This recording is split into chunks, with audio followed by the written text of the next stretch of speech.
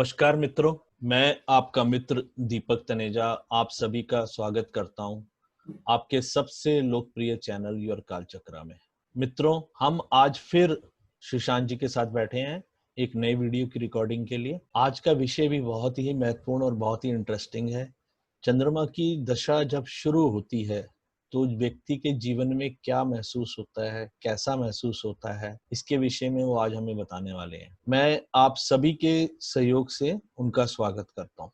नमस्कार सुशांत जी, आपका स्वागत है। नमस्कार सर, बहुत बहुत धन्यवाद विषय को इतने बेहतरीन तरीके से बताने के लिए। और जैसा कि आपने पहले भी कई वीडियोस में बहुत पहले से बहुत क्लियरली सबको समझा दिया है कि हम लोग एक सीरीज बना रहे हैं और सीरीज से चल रहे हैं। आज हम उस सीरीज में चंद्रमा ग्रह के विषय में पढ़ेंगे। जैसा कि आज वीडियो में भी मैंने बताया है कि आज हम पढ़ेंगे कि चंद्रमा की महादशा जब आरंभ होती है तो किस प्रकार के रिजल्ट जो है जातक या जातिका को आरंभिक जो प्रभाव है, जो रिजल्ट है देखने को मिलते हैं, और साथ साथ उसके जीवन में कैसा प्रभाव आता है और उसके शरीर पर यानी हमारी बॉडी पे भी क्या इम्पैक्ट आता है, जो कि हम सीरीज को कंटिन्यू करते हुए आ रहे हैं। तो चलते हैं सबसे पहले हम सिग्निफिकेशंस ऑफ मून पर। हम देख सकते हैं कि सिग्निफिकेशंस ऑफ मून, जैसा कि अब हम पढ़ेंगे सिग्निफिकेशंस ऑफ मून। आरंभ करते हैं हम कि सबसे पहले हमें ये पता होना चाहिए कि मून प्लैनेट का कारकत्व क्या है, सिग्निफिकेशंस क्या हैं हमारे लिए जीवन में, और साथ साथ में इनका क्या प्रभाव हम पर पड़ सकता है। सबसे पहले मैंने माना है कि ये मदर और मदर इन लॉ, देखिए जिनकी शादी नहीं हुई है उनके लिए मदर, और जिनकी शादी हो चुकी है उनके लिए मदर और मदर इन लॉ दोनों ही इंपॉर्टेंट पार्ट निभाते हैं। मून प्लैनेट का कनेक्शन होता है। विमेन और मेड, मेड में भी फीमेल मेड जो होती है उसका कनेक्शन कहीं ना कहीं मून से होता है। मिल्क एंड वाटर, ये अपने आप में जो है सिग्निफिकेशंस है मून का, जो कि हम बहुत अच्छे से जानते हैं। फिकल, फिकल का मतलब ये है कि बार बार सोचना, विश्वास ना कर पाना, माइंड का बार बार एक डिसीजन को पकड़ना छोड़ना, इस तरीके की जो हैबिट है वो कहीं ना कहीं मून के पास में है, क्योंकि बहुत तेज प्लैनेट है, तेज फास्ट मूविंग है। चेंजेस, चेंजेस जो है वो मून प्लैनेट की वजह से आते हैं। ट्रेवल करना, माइंड, फॉरेन चीजों से कनेक्शन, साइकोलॉजी और वेल्थ या कुआं, जो कि आज संभव नहीं है लेकिन पहले जमाने में होता था। लेकिन उसके अलावा क्या आ गया है वो मैं आज बताऊंगा यहाँ पर। तो अब हम सबसे पहले समझते हैं कि कैसे प्रभाव पड़ते हैं। मैंने देखा है कि अगर मून की महादशा प्रारंभ होती है तो हम समझते हैं कि कैसे प्रभाव डालते हैं प्लैनेट मून। देखिए मैंने ऐसा देखा है सर कि जब भी मून की महादशा आरंभ होती है तो आप ये महसूस कर सकते हैं कि आपकी मदर से रिलेटेड आपको इवेंट मिल सकता है। यानी कि अगर आपकी मदर से बहुत अच्छी बात बन रही है तो अचानक कुछ समय के लिए बात बिगड़ सकती है, या उनके व्यवहार में कुछ बदलाव आ सकता है, उनकी हेल्थ पे कोई इफेक्ट पड़ सकता है। आपकी मदर इन लॉ है तो आपकी मदर इन लॉ के साथ में चीजें घटित हो सकती हैं।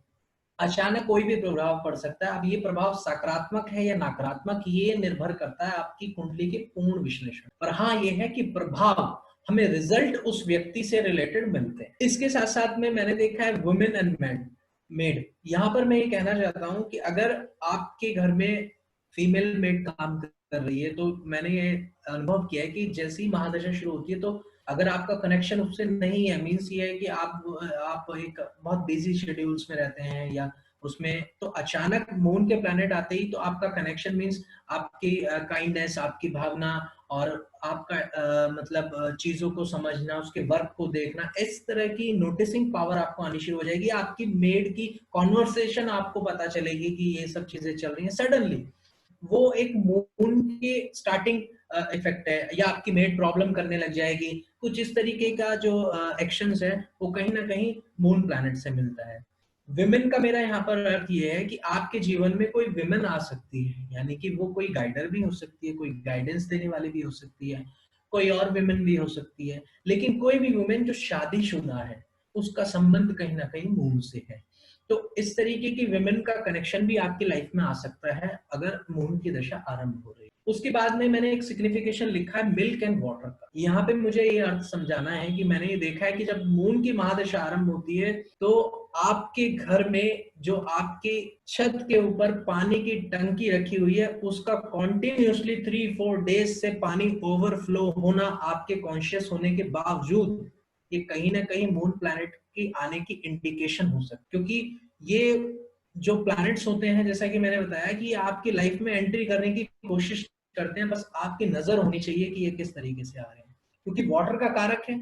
इसके साथ साथ आपको जो मिल्क है, जैसे दूध गर्म करते हैं, तो उसका ओवरफ्लो होना भी कॉन्टिन्यूसली, ये भी एक तरीके का इंडिकेशन है। ये निर्भर करता है कि आप उसे किस तरीके से देखें। फिर फिकल माइंड का अगर मैं बात करूं, तो आपकी मेंटालिटी सडनली चेंज हो जाती है, आप लोगों पे विश्वास करना बंद कर देते हैं, या आपके अंदर कुछ समय के लिए आपका मन, आपको कुछ अच्छा नहीं लग रहा होता है, कर रहे होते हैं काम, लेकिन मजा, जैसे कहते हैं मजा नहीं आ रहा होता। वो कोई जो टाइम पीरियड है वो मून का है। मून इतना ज्यादा स्ट्रॉन्गेस्ट प्लैनेट इसलिए है क्योंकि मून सबसे ज्यादा पृथ्वी के नजदीक है। और जैसा कि हम देखते हैं कि 15 दिन स्ट्रांग रहता है शुक्ल पक्ष में, 15 दिन कमजोर रहता है, सबसे फास्ट मूविंग प्लैनेट है। और जब महादशा आती है, साथ में गोचर भी हेल्प करता है, तो हमारे माइंड पे और हमारे मन पर इसका प्रभाव और प्लैनेट्स के मुकाबले बहुत जल्दी पड़ता है। क्योंकि ऐसा माना जाता है कि जब हम महादशाओं को देखते हैं, तो महादशा जब आरंभ होती है, उसके बाद वो प्लैनेट या मून जब उस प्लैनेट को ट्रांजिट में टच करता है, तो और जल्दी स्पेसिफिकली रिजल्ट मिलते हैं। लेकिन मून जब खुद एक गोचर का प्लैनेट है, तो ये तो बहुत फास्ट रिजल्ट देगा। तो इसी तरीके से चेंजेस, अगर आपकी लाइफ में बहुत चीज स्टेबिलिटी चल रही है और आपने कोई एकदम चेंज आ गया आपकी लाइफ के अंदर जो आपको प्लान नहीं था और आपने सडनली चेंज कर लिया, ये कहीं ना कहीं मून प्लैनेट कराता है। और मैंने ये माना है कि ये चेंजेस पॉजिटिव होते हैं, ये पॉजिटिव चेंजेस होते हैं, आपकी डेस्टिनी से रिलेटेड होते हैं और आपको काफी हेल्प करते हैं। इसके साथ साथ ट्रैवलिंग, अगर आपका कहीं का ट्रैवल का टूर बन रहा है और आप नहीं जा पा रहे हैं, तो आपकी कहीं ना कहीं ट्रैवलिंग हो जाती है। वो कोई भी ट्रैवलिंग हो, सडनली प्लान बन जाएगा, यू कैन नॉट इमेजिन, और ट्रैवलिंग हो जाएगी। यहाँ पे आपको ट्रैवलिंग के लिए आप निकल सकते। माइंड, आपके माइंड पे बहुत इफेक्ट आता है, जैसा कि मैंने कहा, पॉजिटिव नेगेटिव ये डिपेंड करता है आपके हॉरोस्कोप के ऊपर।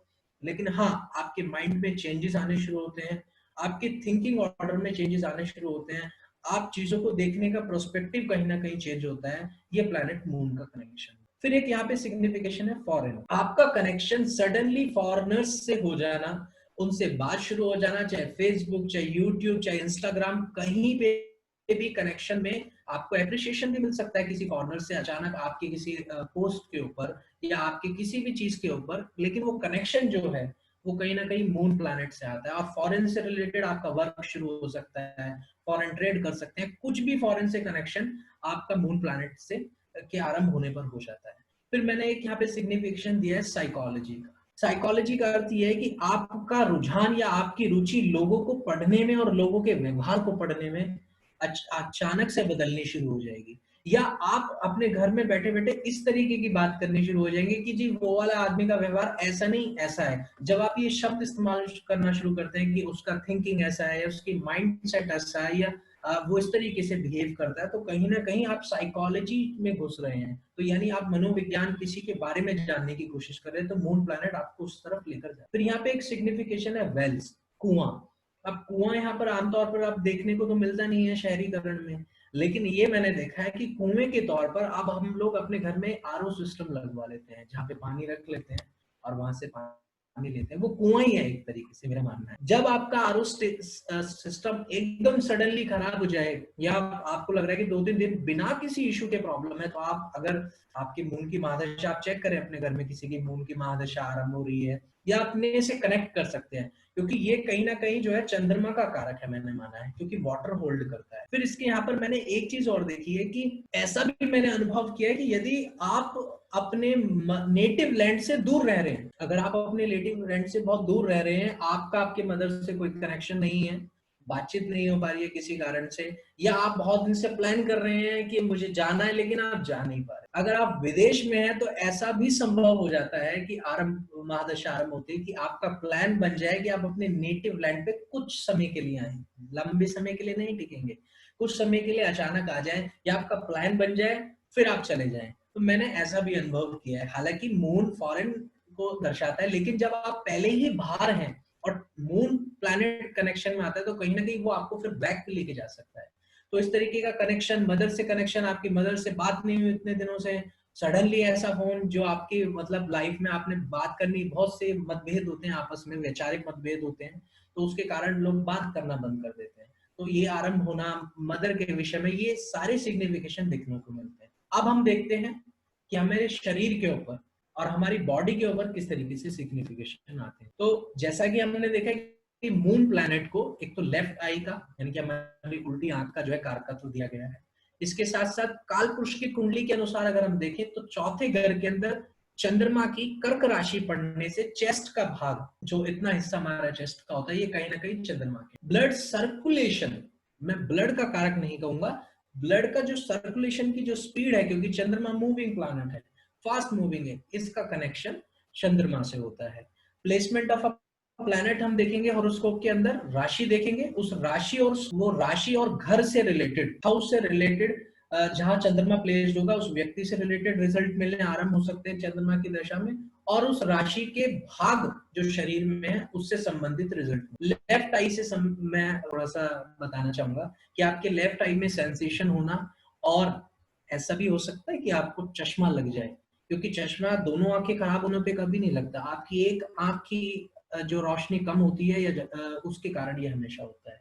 आपको चश्मा भी लग सकता है, या सडनली आपकी आईज में कोई इश्यू हो सकता है, फ्लू आपको हो गया अचानक आपकी आईज में, कोई भी दिक्कत होगी, तो चंद्रमा का कहीं ना कहीं आरंभ। चेस्ट को अगर हम बात करें तो कोल्ड कफ वगैरह का रिलेशन जो है वो चंद्रमा प्लैनेट से है।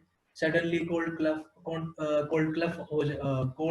कफ हो जाना अचानक, चेस्ट से रिलेटेड कोई इन्फेक्शन हो जाना या प्रॉब्लम हो जाना कहीं ना कहीं, और या फिर सेंसेशन होना, जो कि कुछ समय के लिए भी हो सकती है और लंबे समय के लिए भी हो सकती है, वो निर्भर करती है आपकी कुंडली के पूर्ण विषय। ब्लड सर्कुलेशन में प्रॉब्लम आ सकती है, या ब्लड सर्कुलेशन में किसी भी तरीके की सेंसेशन होना कहीं ना कहीं मून प्लैनेट का रिजल्ट को दर्शाता है। अब प्लेसमेंट ऑफ प्लैनेट एंड राशि को हमने समझना है कि जिस राशि में बैठा होगा उस राशि से संबंधित भी रिजल्ट आपको देखने को मिल सकता। चलिए अब हम चलते हैं उदाहरण की तरफ कि उदाहरण में हमारे पास में क्या है। देखिए, जैसा कि उदाहरण के लिए हमारे सामने पत्रिका है कि ये एक धनु लग्न की पत्रिका है, यहाँ पर चंद्रमा की प्लेसमेंट 9th हाउस के अंदर, सिंह राशि के अंदर। तो यहाँ हम ये कह सकते हैं कि जब चंद्रमा की महादशा आरंभ होगी तो इस जातक को अपने पिता से संबंधित रिजल्ट मिल सकते हैं, और इसके साथ साथ क्योंकि ये सिंह राशि को भी दर्शाता है और थाई के भाग को भी दर्शाता है, तो आपके थाई से रिलेटेड सेंसेशन या आपकी बैकबोन से रिलेटेड